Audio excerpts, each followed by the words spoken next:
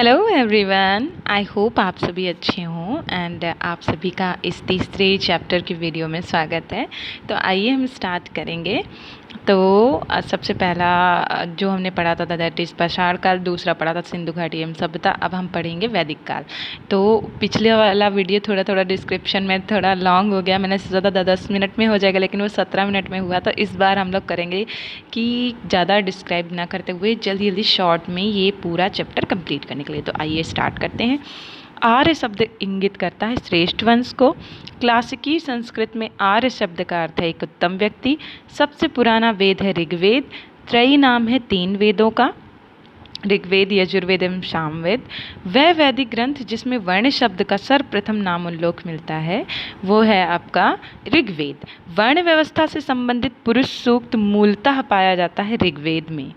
ठीक है, और अब हम सुमेलित करेंगे कि आपका जो ये अथर्ववेद है वो किससे संबंधित है? औषधियों से संबंधित है। ऋग्वेद है ईश्वर महिमा से संबंधित है। यजुर्वेद है बलिदान विधि से संबंधित है। सामवेद है वो संगीत से संबंधित है। ठीक है, तो अब ऋग्वेद जो है उसमें क्या क्या है? स्रोत एवं प्रार्थनाएं हैं। यजुर्वेद में क्या क्या है? स्रोत एवं कर्मकांड है। सामवेद में क्या है? संगीतमय स्रोत हैं। और अथर्ववेद में तंत्र मंत्र एवं वशीकरण है। ऋग्वेद, यजुर्वेद, अथर्ववेद तथा सामवेद 4 वेदों में से वह जिसमें जादुई माया और वशीकरण का वर्णन है तो ये है अथर्ववेद। ऋग्वेद में ऋक्षाएँ हैं 1028। ऋग्वेद में मंडल हैं 10। फिर आपको सुमेलित करना है तो ऋग्वेद का जो उसमें ऐतरेय ब्राह्मण के बारे में बताया गया है। सामवेद में पंचवीश के बारे में बताया गया। अथर्ववेद में गोपथ के बारे में। यजुर्वेद में सतपथ के बारे में। ऋग्वेद का वह मंडल जो पूर्णतया सोम को समर्पित है तो ये 9वां मंडल। और यज्ञ संबंधी विधि विधानों का पता चलता है यजुर्वेद से। यजुर्वेद, सामवेद, अथर्ववेद में से जिसका संकलन ऋग्वेद पर आधारित है तो वो सामवेद। देखिए 2 वेदों में से अगर पूछा जाए तो मिलता जुलता कौन सा वेद है तो वो ऋग्वेद एंड सामवेद। और तक्षशिला, अतरंजी, खेड़ा, कौशाम्बी, हस्तिनापुर में से वह स्थान जिसकी खुदाई से लौह धातु के प्रचलन के प्राचीनतम प्रमाण में है तो अतरंजी खेड़ा। ये इंपॉर्टेंट क्वेश्चन है, थोड़ा याद रखिएगा। उपनिषदों का मुख्य विषय क्या है? दर्शन। ऋग्वेद, परिवर्ती संहिताएं, ब्राह्मण तथा उपनिषदों में से वह वैदिक साहित्य जिसमें मोक्ष की चर्चा मिलती है, उपनिषद। ठीक है, मोक्ष शब्द का सबसे पहले उल्लेख हुआ था श्वेताश्वर उपनिषद में। अध्यात्म ज्ञान के विषय में नचिकेता और यम का संवाद जिस उपनिषद में प्राप्त होता है वह है कठोपनिषद, याद रखिएगा। उपनिषद काल के राजा अश्वपति शासक थे केकय के।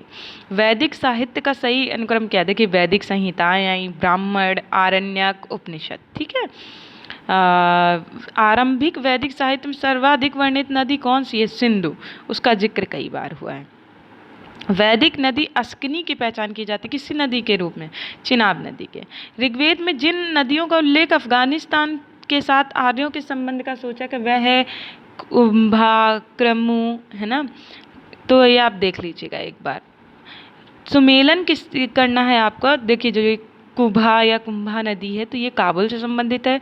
परशनु, रावी, हड़प्पा की साइड जो है, सदा नीरा गंडक से, और सुतुद्री जो है वो सतलज से। ठीक है, परशनी मतलब ये वैदिक नदियाँ थी और यह आधुनिक, जैसे पहले किसी का क्या नाम था और वर्तमान में किसी का नाम क्या है। वह प्रथा चतुष्टय जो वेदोत्तर काल में प्रचलित हुई तो ये तक क्या था? ब्रह्मचर्य, गृहस्थाश्रम, वानप्रस्थ, संन्यास। धर्म तथा रीत भारत की प्राचीन वैदिक सभ्यता के एक केंद्रीय विचार को चित्रित करते हैं। इस संदर्भ में सत्य कथन क्या है? धर्म व्यक्ति के दायित्वों एवं स्वयं तथा दूसरों के प्रति व्यक्तिगत कर्तव्यों की संकल्पना था। रीत मूलभूत नैतिक विधान था जो सृष्टि और उसमें अंतर्निहित सारे तत्वों के क्रियाकलापों को संचालित करता था। आज भी धर्म यही है लेकिन कुछ लोगों ने मिलकर इसकी परिभाषा बदल दी है और जाने कितने पाखंड और आडंबर इसमें शामिल कर दिए हैं। चलिए उन सब पर बात न करते हुए हम लोग आगे बात करते हैं। अग्नि, बृहस्पति, दौस तथा इंद्र वैदिक देवताओं में उनका पुरोहित माना जाता था। किसको? बृहस्पति को। लोपामुद्रा, गार्गी, लीलावती तथा सावित्री में से वह ब्रह्मवादिनी जिसने कुछ वेद मंत्रों की रचना की थी, लोपामुद्रा। ऋग वैदिक काल में निष्क शब्द का प्रयोग एवं स्वर्ण आभूषण के लिए होता था किंतु परवर्ती काल में उसका प्रयोग हुआ सिक्के में। ठीक है आपका। और ऋग वैदिक काल में निश का आभूषण किसका था? गला का। ठीक है 14वीं सदी ईसा पूर्व का बोगज कोई अभिलेख महत्वपूर्ण। क्यों? क्योंकि यहाँ से प्राप्त अभिलेखों में वैदिक देवताओं एवं देवियों का नाम उल्लेख प्राप्त हुआ है। ठीक है मानसेहरा, सहबाजगढ़ी, बोगजगोई तथा जूनागढ़ अभिलेखों में से जो ईरान से भारत के आर्यों के आने की सूचना देता है तो यह है बोगजगोई।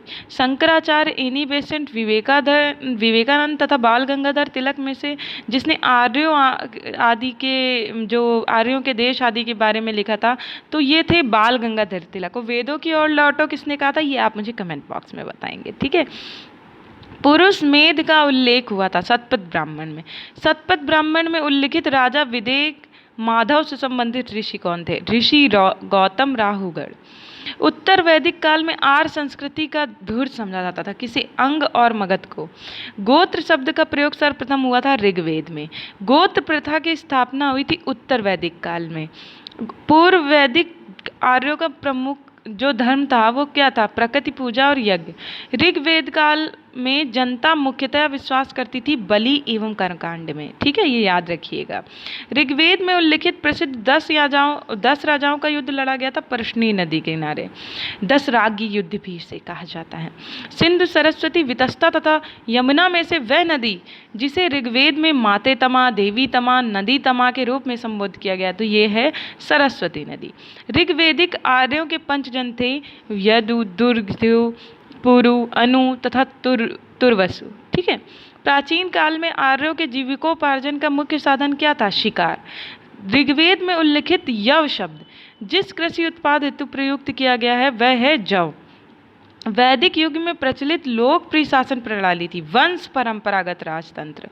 सभा और समिति की जो सभा समिति थी उन्हें प्रजापति की 2 पुत्रियों किसने कहा गया है? अथर्ववेद में। आयुर्वेद अर्थात जीवन का विज्ञान उल्लेख सर्वप्रथम किस में मिलता है? अथर्ववेद में। ऋग्वैदिक धर्म था बहुदेववादी। सर्वाधिक ऋग्वैदिक सूक्त समर्पित है इंद्र को। इंद्र के लिए सबसे ज़्यादा सूत्र दिए गए हैं। ठीक है ऋग्वेद में इंद्र के बाद सर्वाधिक जो संख्या में मंत्र संबंधित है वो है अग्नि। तो ये नंबर याद रखिएगा सबसे पहले इंद्र फिर अग्नि। ऋग्वेद में युद्ध देवता समझा जाता इंद्र को पुरंदर भी कहा जाता था। पूर्व वैदिक आर्यों का सर्वाधिक लोकप्रिय देवता था इंद्र। 800 से 600 ईसा पूर्व का काल जुड़ा हुआ है ब्राह्मण युग से याद रखिएगा। गायत्री मंत्र के नाम से प्रसिद्ध मंत्र सर्वप्रथम मिलता है किसमें? ये वेरी इंपॉर्टेंट क्वेश्चन है। ऋग्वेद में। आप मुझे बताएंगे कि ये किस मंडल में मिलता है। ठीक है गायत्री मंत्र की रचना किसने की थी? विश्वामित्र ने। सर्ग, प्रतिसर्ग, वंश, मनवंतर और वंशानुचरिक संकेतक है पुराणों के। पुराणों की संख्या कितनी है? 18। श्रीमद् भगवत गीता मौलिक रूप में लिखी गई थी संस्कृत में। महाभारत मूलतः जानी जाती है जैन संहिता के रूप में। आप थलाइवी के ट्रेलर में भी देखेंगे इस चीज़ को। वो कहते हैं जया नाम है मेरा। हिंदू पौराणिक कथा के अनुसार समुद्र मंथन हेतु जिस सर्प ने रस्सी के रूप में स्वयं को प्रस्तुत किया वह है वासुकी। अछूत की अवधारणा स्पष्ट रूप से उद्धत हुई थी धर्मशास्त्र के समय में जो कि आज तक खत्म नहीं हो पाई। सत्यमेव जयते शब्द लिया गया था मुंडक उपनिषद से। सत्यकाम जाबाल की कथा जो अनब्याही माँ होने के लांछन को चुनौती देती है उल्लेखित है छांदोग्य उपनिषद में। ऋग्वेद की मूल लिपि थी ब्राह्मी। वैदिक कर्मकांड में होता का संबंध किससे होता था? ऋग्वेद से। अवेस्ता तथा ऋग्वेद में समानता है। अवेस्ता संबंधित है ईरान से। वैदिक काल में अगन्या किसे माना गया है? गाय को। गाय को आज भी हम लोग पूछते हैं। हिंदू धर्म में माँ के समान माना गया है। ऋग्वैदिक काल के प्रारंभ में महत्वपूर्ण मूल्यवान संपत्ति समझा जाता था गाय को। प्राचीन भारतीय समाज के प्रसंग में कुल, वंश, कोश तथा गोत्र शब्दों में से वह शब्द जो शेष 3 के वर्ग का नहीं है तो वो है कोश। संस्कारों की संख्या है 16। जीविकोपार्जन हेतु वेद वेदांग पढ़ने वाला अध्यापक कहलाता था उपाध्याय। तो इस तरीके से 10 मिनट के अंदर आपका वैदिक संस्कृति के जो भी घटना चक्र में पूर्वावलोकन में आए हुए जितने भी प्रश्न हैं वो कंप्लीट हो चुके हैं। तो आई होप आपको ये वीडियो अच्छा लगा होगा और अगर अच्छा लगे तो चैनल को सब्सक्राइब कीजिए, लाइक कीजिए। और ना भी चैनल को लाइक सब्सक्राइब कीजिए तो आप पढ़िए क्योंकि आपका जो आज का वर्तमान है ना वही आपका भविष्य बनाएगा। Thank you so much. Thank you everyone. Thank you so much.